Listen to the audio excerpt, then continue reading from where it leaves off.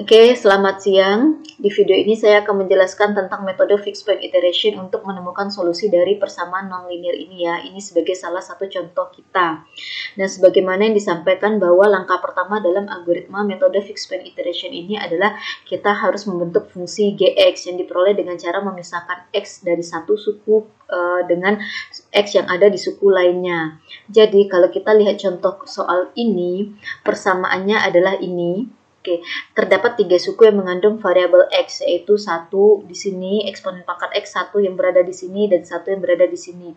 Maka minimal sebenarnya kita bisa membentuk 3 buah fungsi gx. Nah, kita lihat cara pembentukannya.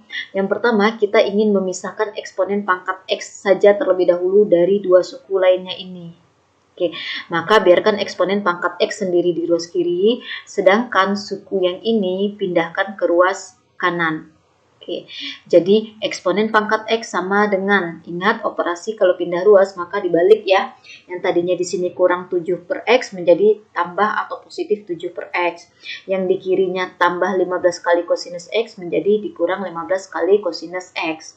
Sehingga kita punya eksponen pangkat x sama dengan ini. Dan yang kita butuhkan itu adalah x-nya. Nah, dari persamaan ini kita bisa nyatakan bahwa x ini dapat diperoleh dengan cara sama dengan ln dari 7 per x dikurang 15 kali kosinus x ini.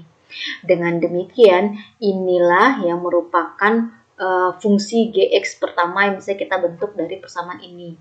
Nah, temukanlah fixed point dari fungsi gx ini, maka itulah yang akan menjadi solusi aproksimasi untuk persamaan ini. Nah, sehingga bisa dituliskan P, di mana P itu adalah kandidat solusi ya dalam metode iterasi kita ini. Sekedar simbol saja bahwa P sama dengan ln dari 7 per x dikurang 15 kali kosinus x, di mana ln ini yang kita pandang sebagai fungsi gx yang pertama. Nah, kita akan menjalankan metode fixed point iteration untuk satu fungsi ini saja terlebih dahulu nantinya. Nah, selesai, kemudian kita lihat lagi kemungkinan fungsi gx lainnya yang bisa dibentuk dari persamaan ini. Nah, karena masih ada variabel x yang muncul di suku lainnya, maka tentunya kita bisa dong membentuk fungsi gx lainnya.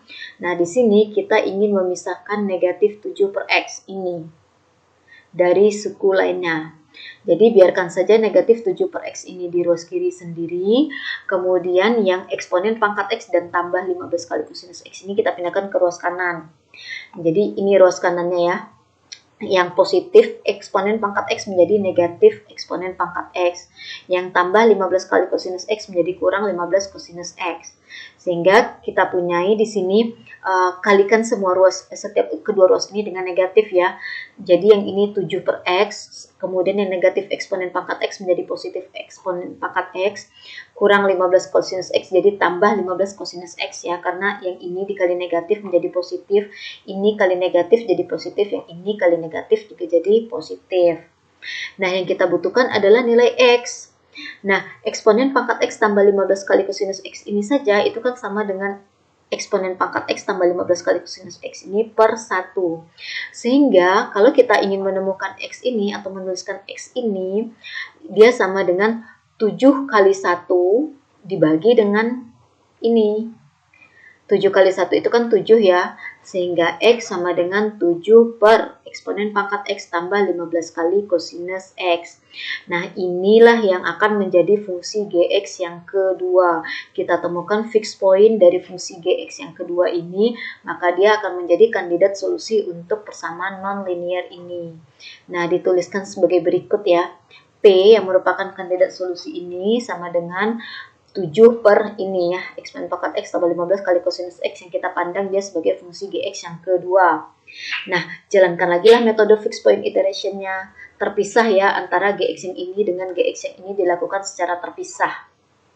Oke, berikutnya masih ada nih suku lainnya yang mengandung variabel x. Dalam hal ini adalah yang 15 kali kosinus x. Maka kita akan membuat fungsi gx yang ketiga dengan memisahkan 15 kali kosinus x ini. Nah, biarkan 15 kali kosinus x ini tetap berada di ruas kiri, sedangkan dua suku lainnya ini pindah ke ruas kanan. Eksponen pangkat x ini menjadi negatif eksponen pangkat x, kurang 7 per x menjadi ditambah 7 per x. Nah, kita cicil-cicil perubahannya mulai dengan membuang kali 15 dari ruas kiri.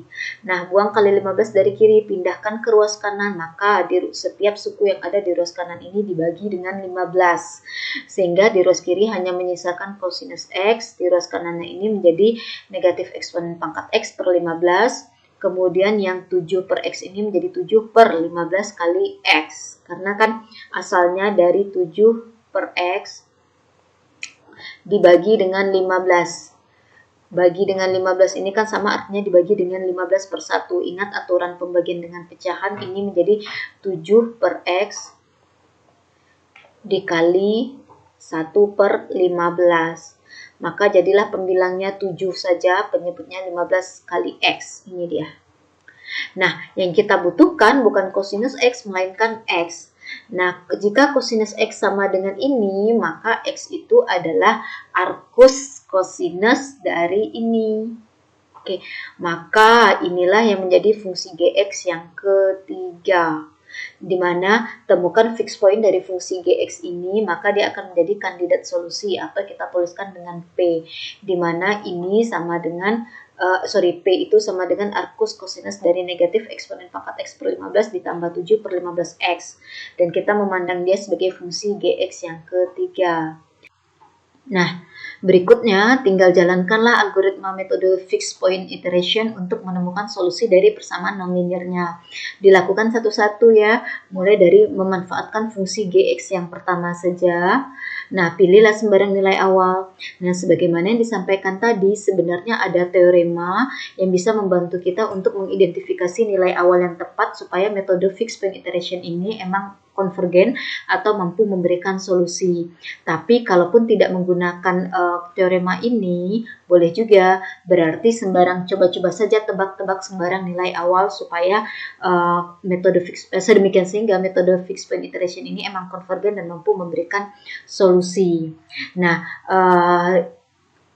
di sini saya sudah mencoba untuk fungsi Gx yang pertama, kalau menggunakan nilai awalnya X0 sama dengan 3, maka dapat diperoleh solusinya nanti adalah ini, 2,81, di mana pada X sama dengan 2,81 ini, nilai fungsinya benar sudah sangat dekat sekali dengan 0. Oke, kemudian nanti lakukan lagi metode fixed point iteration di yang terpisah, yaitu dengan memanfaatkan fungsi Gx yang kedua ini. Pilihlah sembarang nilai awal lagi, boleh menggunakan teorema, boleh juga tidak, atau boleh juga sembarangan mengambil nilai awal X0 saja. Oke, di sini sudah saya coba juga dengan fungsi G2X, ternyata diperoleh dengan menggunakan nilai awalnya X0-nya sama dengan 10, ternyata diperoleh nilai P-nya segini. Nah, ini kolom-kolom yang diperlukan ya.